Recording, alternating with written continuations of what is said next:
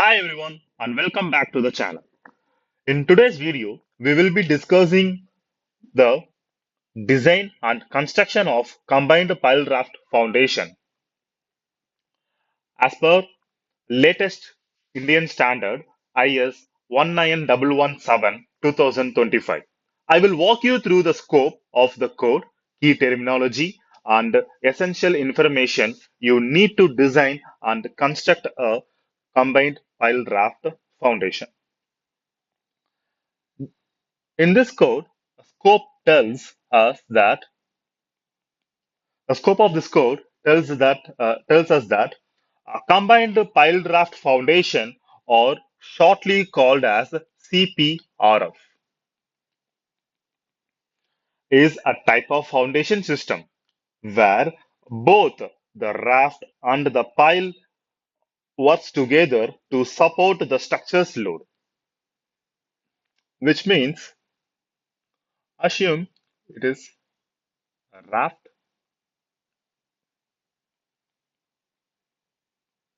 which is integrated or combined with pile. This is the ground. The raft is placed over the ground,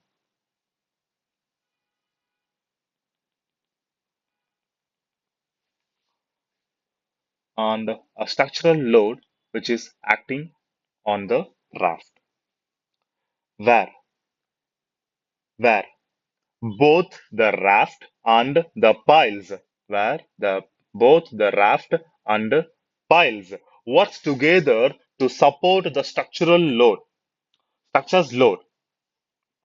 In this system, the raft is placed on the compact soil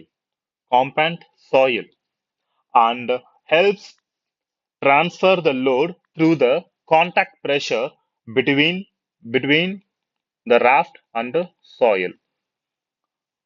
The piles on the other hand provide support by developing resistance along their shaft through skin friction and at their tip through hand bearing. Where along the shaft of the pile, skin friction will get developed, and when the pile is rested over the hard rock, then end bearing will also resist the where end bearing also will get developed. But it is very important to understand that CPRF should not be used in all soil conditions. As per IS 19117 2025, CPRF is not suitable in cases where weak or problematic soil layers like collapsible soils, very soft clay, organic soil, liquefiable soil, liquefiable soil,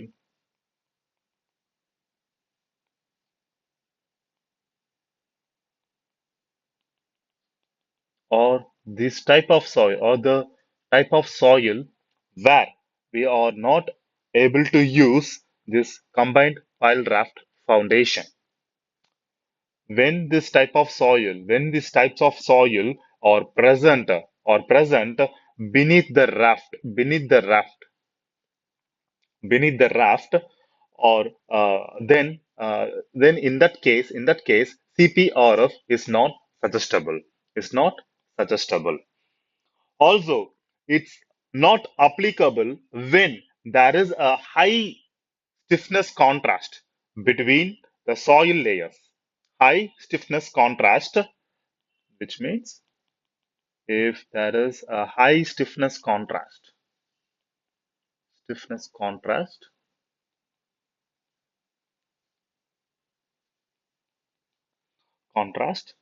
between the soil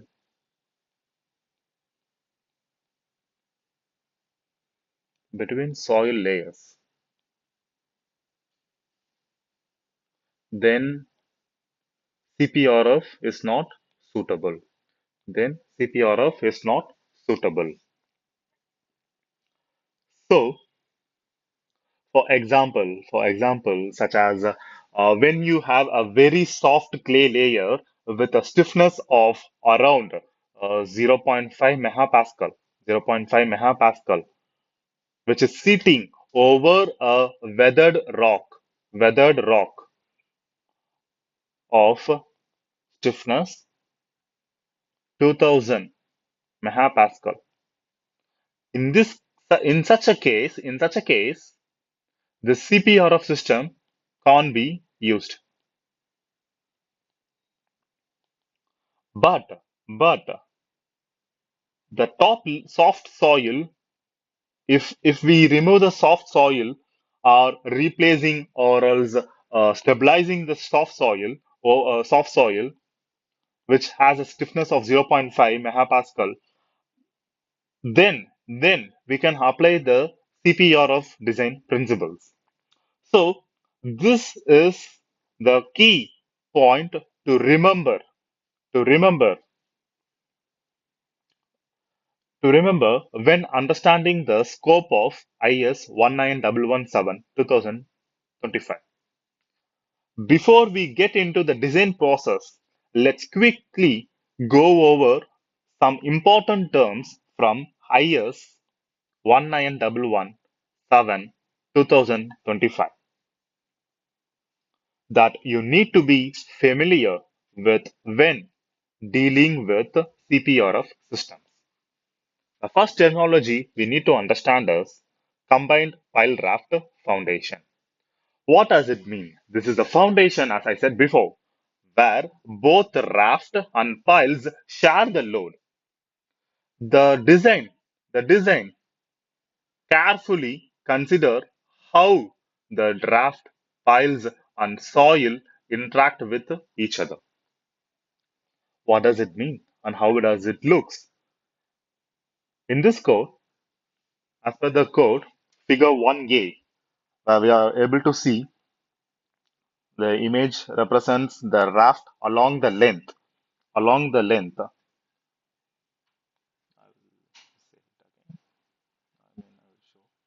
Yeah. So in this image, we are able to see a raft and a pile which is combined with the raft, where LP is length of the pile and LR is length of the raft and EL is eccentricity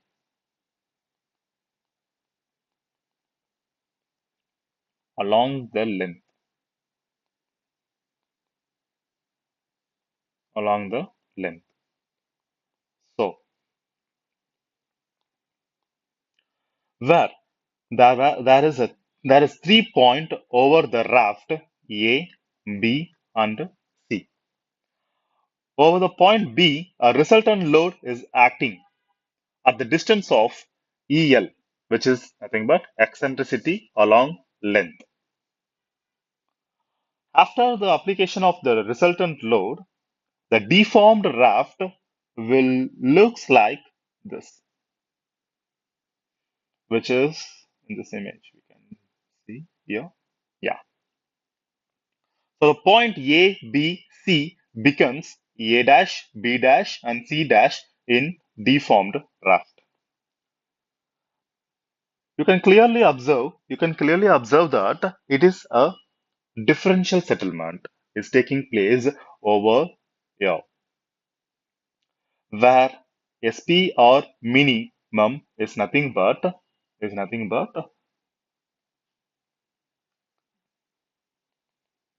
piled raft settlement, minimum settlement, piled raft, minimum piled raft settlement, minimum piled raft settlement.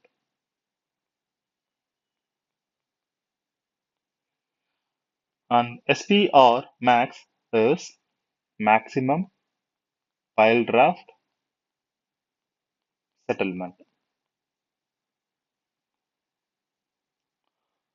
Due to this, a differential settlement is getting formed where SPR of SPR differential settlement is equal to SPR max minus SPR minimum. SPR minimum. So this equation will gives us differential settlement. Differential settlement of CPRF. So, and the next important terminology we need to understand is angular distortion, which is theta, which gets formed here when the draft is deformed. Angular distortion is known as a tilt or a rotation of the foundation due to uneven settlement, which we have clearly seen from this image. And figure 1b is the same, which is along the raft width. So the next terminology is settlement reduction ratio. Before going into the settlement reduction ratio, there are two types of CPRF. There are two types of CPRF, which is large CPRF and small CPRF. If the ratio of the raft width to pile length is greater than 1, then it is large CPRF. If the ratio of the raft width to pile length is less than or equal to 1, means small CPRF, which is written here in the equation format, where BR is raft width and LP is pile length. Pile length. So the next terminology will know what is settlement reduction ratio, which is shortly called as SRR. This is a measure of how much the settlement reduce when we add piles under the raft compared to a raft alone, where which means SRR. I will I will write it here for your understanding. I will show what is SRR,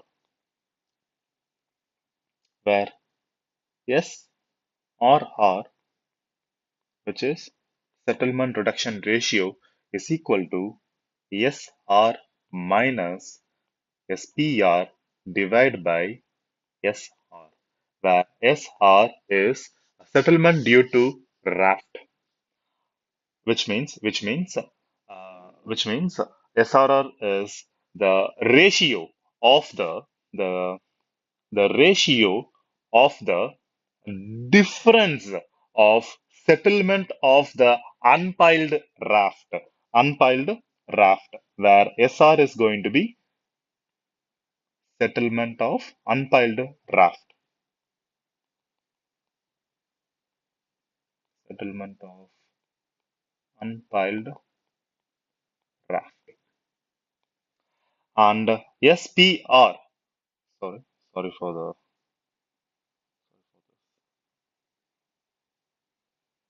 just a minute. And SPR is is settlement of the piled raft, settlement of piled raft, settlement of piled raft, where again SR is going to be settlement of unpiled raft. So the ratio of difference of settlement of unpiled raft to settlement of piled raft to S settlement of unpiled raft will gives us settlement reduction ratio. Settlement reduction ratio. What is the use of this? What is the use of this? This is a measure. This is the measure of how much the settlement reduces when we add piles under the raft.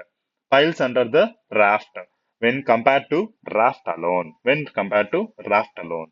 And the important things we now the next thing we need to understand is uh, pile to pile interaction, pile to raft interaction. What is pile to pile interaction? The way piles in a group affect the each other's behavior when loaded, which means which means in this image, as per IS 19117 2025, figure 2A will says us soil structural interaction, structures interaction, where this image will clearly shows us pile to soil interaction. This is pile to soil interaction.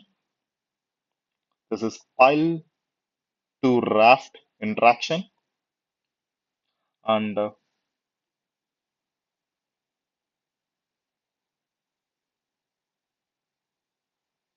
sorry, this is raft to soil interaction, raft to soil interaction, and fourth one is pile to raft interaction, and second one is pile to pile interaction. What is this? What is this? Due to these interactions, the results of the load displacement response will will get will get change. Let's see one by one. Pile to pile interaction, the ways the pile in a group affect each other behavior when loaded. And next one is pile to raft interaction, how the presence of raft changes the way of piles behave and vice versa. Okay, this is what does it mean? This is what means pile to pile interaction and pile to raft interaction, which will majorly affect the load displacement response of pile group. So the next important terminology we need to understand is load sharing ratio. Load sharing ratio alpha CPRF, where alpha CPRF is equal to a ratio between the resistance provided by piles to the resistance provided by CPRF system to the CPRF resistance provided by the CPRF systems. Okay, so which means what? Which means what? This R total is nothing but is a sum of resistance provided by raft plus resistance provided by pile. If if my alpha CPRF is equal to 1 means the resistance due to raft becomes 0. The resistance due to raft becomes 0, and the resistance due to piles only is there, which means the contribution of raft is 0. Contribution of pile is only presence. We'll see in detail right now. What load sharing ratio tells us. This tells us the how much of the load is taken by piles and how much by the raft. For balanced design, this ratio should be carefully chosen. If this value is 1, it means only piles are carrying the load. which is not recommended for CPRF. When alpha CPRF is equal to 0, it means the entire vertical load is carried by raft only, and piles are not contributing at all. In this case, the foundation behaves exactly like a spread raft foundation, and the piles are essentially inactive. Inactive. In a well-designed CPRF system, we aim to keep alpha CPRF between 0 to 0.9, where both the raft and piles share the load effectively, ensuring safety and controlling settlement.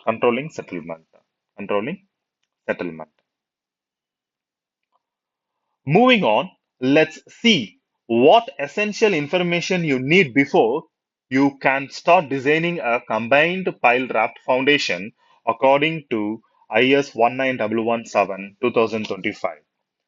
The following details are must, where site layout and the structural details, which will give us building plan, cross section, location of columns, beams, and nearby structures. The next information is design loads. You will need all load combinations, gravity, seismic, wind, water should be shown clearly in plans. And performance limits, also called as serviceability limits, to be known. The project must define allowable settlement, differential settlement, and allowable angular distortion that both the foundation and superstructures can handle. The most important thing which is required in any kind of design, any kind of structural design, is geotechnical investigation, which will be in future videos. I will be going in depth of geotechnical investigation, what types of geotechnical investigations are there, and which types to be used where and when will be discussed in future videos. So please stay tuned, guys. And this geotechnical investigation tells us critical both. This is critical. Both preliminary and detailed investigations are needed. You should gather soil profile, strength properties, stiffness, groundwater level, dynamic properties of soil. Also perform pile load test to determine the actual capacity and the load settlement behavior. And then we will be reviewing the ground condition, like soil stratification deeply, especially up to depth where tip below the pile tip, because when we are if we are placing the pile over the soft clay, and we can't expect the performance of CPRF system to be efficiently will bear the load, because it is resting over the soft clay. And because of those soft clay, which has been discussed before, like collapsible soil, it might be a collapsible soil. Without, if we, the design might be very good. The design might be very good, but due to improper or absence of geotechnical investigation, if you are going to place the pile raft, I mean like a combined pile raft foundation over the soft clay or any liquefiable soil, then it is an alarm for us to know, and it is very dangerous to the structure which is built over that kind of pile raft foundation. So it is very necessary for us to know, to go for this geotechnical investigation, and to review the ground conditions beneath the pile tips, to ensure the stability and assess the serviceability.